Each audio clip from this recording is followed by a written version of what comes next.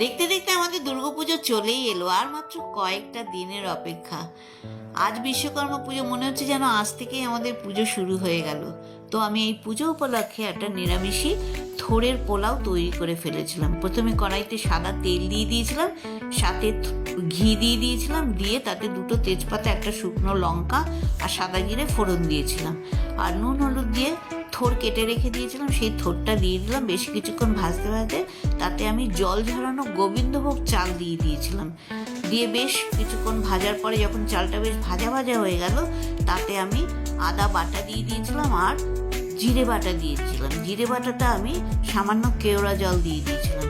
দিয়ে তারপরে দিয়ে দিয়েছিলাম কিশমিশ, আর স্বাদ অনুসারে লবণ দিয়ে দিয়েছিলাম, আর চিনি দিয়ে দিয়েছিলাম। প্রায় 2.5 চামচের মতো চিনি দিয়েছিলাম। যে যেরকম তোমরা চিনি ভালোবাসো, মিষ্টি খেতে ভালোবাসো, সেরকমভাবে মিষ্টি দেবে। আমি একটু মিষ্টি বেশি খাই, তাই আমি একটু চিনিটা বেশিই দিয়ে দিয়েছিলাম। এবারে আমি দুধ দিয়ে দিয়েছিলাম। দুধের সঙ্গে সামান্য জল মিশিয়ে, যাতে চালটা সেদ্ধ হয়ে যায় সেরকম পরিমাণ আমি দুধ আর জল মিশিয়ে দিয়ে দিয়েছিলাম। 15 মিনিটের জন্য ঢাকা দিয়ে রেখে দিয়েছিলাম। যখন চাল আর থোড় একদম রেডি হয়ে গেল, তাতে আমি কয়েকটা কাঁচা লঙ্কা দিয়ে দিয়েছিলাম, আর নামানোর সময় এলাচ গুঁড়ো আর নারকেল কুড়ন দিয়ে পরিবেশন করলাম। আসি তাহলে, টাটা।